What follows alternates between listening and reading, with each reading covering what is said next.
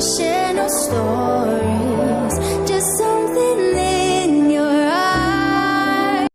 दिव्य नेत्र के daily current news programme में आपका स्वागत है। आज का पहला प्रश्न है, भारत का पहला राज्य केंद्र शासित प्रदेश कौन सा है जिसे टीबी मुक्त घोषित कर दिया गया है? तो इस प्रश्न का उत्तर हो जाएगा ऑप्शन नंबर सी, लक्षद्वीप। हाल ही में विश्व टीबी दिवस के अवसर पर टीबी के नियंत्रण में बेहतर काम करने वाले राज्यों को पुरस्कार दिया गया। इस अवसर पर लक्षद्वीप एवं जम्मू कश्मीर के बड़गाम जिले को टीबी फ्री घोषित कर दिया गया। ये दोनों भारत में टीबी फ्री घोषित होने वाले पहले स्थान बन गए हैं। आपको बता दें कि दुनिया भर के कुल टीबी मामलों के 30% मामले भारत में हैं। भारत में 2025 तक टीबी खत्म करने का लक्ष्य रखा गया है। केंद्रीय मंत्री श्री हर्षवर्धन ने टीबी की रोकथाम के प्रयास का जिक्र करते हुए बताया कि पिछले 5 साल में टीबी के लिए आवंटित बजट में चौगुनी बढ़ोतरी हुई है। नेक्स्ट प्रश्न है, किस राज्य ने मुख्यमंत्री देव दर्शन योजना की घोषणा की है? तो इस प्रश्न का उत्तर हो जाएगा ऑप्शन नंबर सी, गोवा। हाल ही में गोवा सरकार ने वित्त वर्ष 2021-22 के लिए बजट पेश किया है। इस बजट में मुख्यमंत्री देव दर्शन योजना की घोषणा की गई है। इसके लिए बजट में 2.5 करोड़ रुपया आवंटित किया गया है। इस योजना के तहत वरिष्ठ नागरिकों को तीर्थ स्थलों की यात्रा की सुविधा उपलब्ध कराई जाएगी। आपको बता दें कि गोवा सरकार ने वरिष्ठ नागरिकों को उसकी पसंद के तीर्थ स्थानों तक पहुंचाने के लिए IRCTC के साथ करार भी किया है। नेक्स्ट प्रश्न है, निम्नलिखित में से किसे व्यास सम्मान 2020 से सम्मानित किया जाएगा? तो इस प्रश्न का उत्तर हो जाएगा ऑप्शन नंबर ए, शरद पगारे। हिंदी लेखक प्रोफेसर शरद पगारे व्यास सम्मान 2020 से सम्मानित किया जाएगा। यह पुरस्कार प्रोफेसर शरद पगारे को उसके उपन्यास पाटलिपुत्र की सम्राज्ञी के लिए दिया जाएगा। यह पुरस्कार के बिड़ला फाउंडेशन द्वारा दिया जाता है। व्यास सम्मान की शुरुआत वर्ष 1991 में की गई थी। यह पुरस्कार पिछले 10 वर्षों में भारतीय नागरिकों द्वारा हिंदी में किए गए उत्कृष्ट साहित्य कार्य के लिए दिया जाता है। नेक्स्ट प्रश्न है, ग्राम उजाला स्कीम के संदर्भ में कौन सा कथन असत्य है? तो इस प्रश्न का उत्तर हो जाएगा ऑप्शन नंबर ए, ग्रामीण क्षेत्रों के लिए एक LED बल्ब 20 रुपये में दिया जाता है। तो ये बात गलत है। इसका आंसर हो जाएगा 10 रुपये में दिया जाता है और बाकी सभी सही है। चलिए देख लेते हैं आगे। इस योजना के तहत ग्रामीण क्षेत्रों में एक LED बल्ब 10 रुपये में दिया जाता है। इस योजना के तहत कन्वर्जेंस एनर्जी सर्विसेज लिमिटेड यानी CESL LED बल्ब बांटेगी। CESL energy efficiency services limited की एक सब्सिडरी है जिसका वित्त पोषण कार्बन क्रेडिट के जरिए किया जाएगा। संयुक्त राष्ट्र के क्लीन डेवलपमेंट मैकेनिज्म के तहत यह योजना कार्बन क्रेडिट क्लेम करेगी। इस योजना के तहत ग्रामीण उपभोक्ताओं में CFL बल्ब वापस ले लिए जाते हैं। नेक्स्ट प्रश्न है, शिग्मोत्सव का संबंध किस राज्य से है?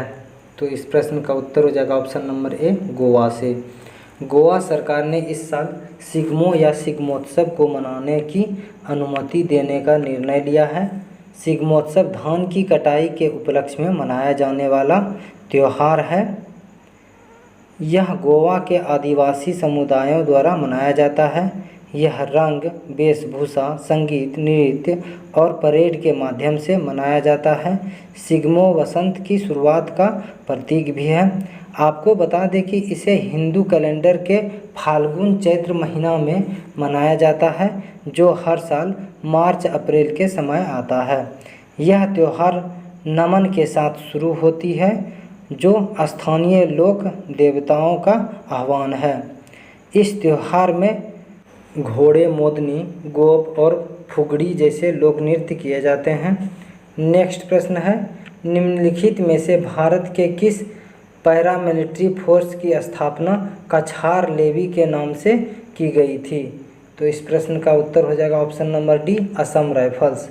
बीते 24 मार्च को असम राइफल्स का 186वां स्थापना दिवस मनाया गया। यह भारत की सबसे पुरानी पैरामिलिट्री फोर्स है। इसकी स्थापना 1935 में कछार लेवी के नाम से की गई थी। 1917 में इसका नाम बदलकर असम राइफल्स रखा गया।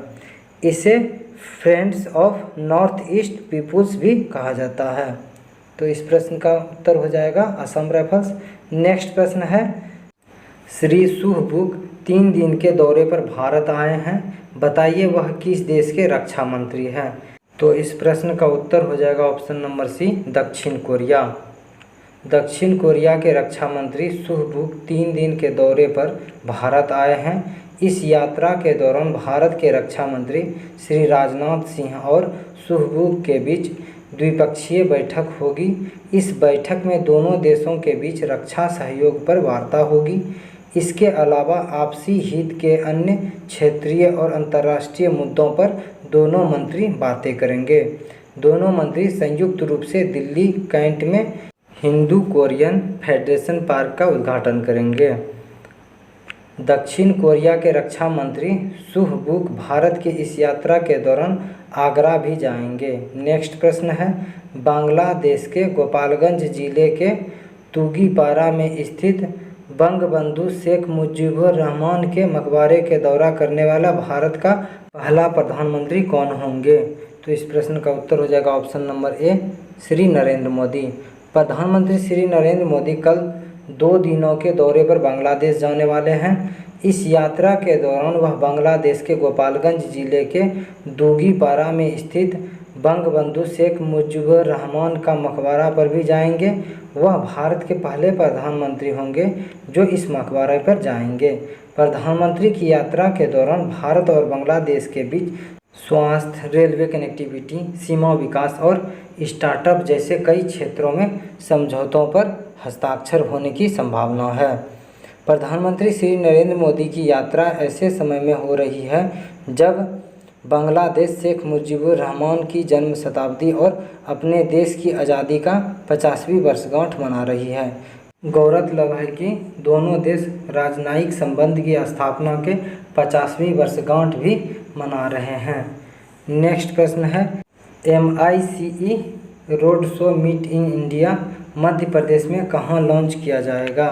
तो इस प्रश्न का उत्तर होगा option number D, Khajuraho.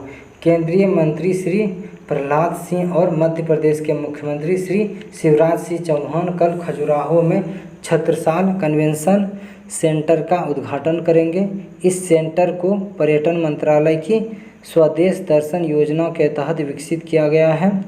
Next प्रश्न है, सुर्खियों में रहे ऐश्वर्य प्रताप सिंह तोमर और चिंकी यादव का संबंध किस खेल से है। तो इस प्रश्न का उत्तर हो जाएगा ऑप्शन नंबर बी, निशानेबाजी से। ISFF वर्ल्ड कप शूटिंग प्रतियोगिता में ऐश्वर्य प्रताप सिंह तोमर और चिंकी यादव ने स्वर्ण पदक जीता है। दोनों मध्य प्रदेश राज्य शूटिंग अकादमी के स्टार खिलाड़ी हैं।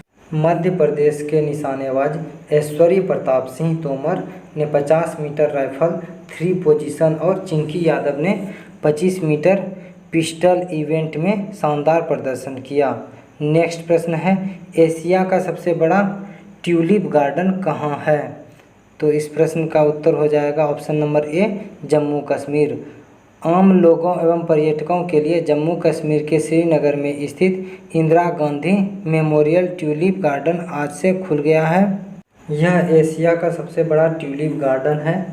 SS सीरीज बाग के नाम से भी जाना जाता है। ट्यूलिप गार्डन जबरवान रेंज की तलहटी में 30 हेक्टेयर में फैला हुआ है। इस गार्डन में इस साल 62 किस्मों के 15 लाख ट्यूलिप है।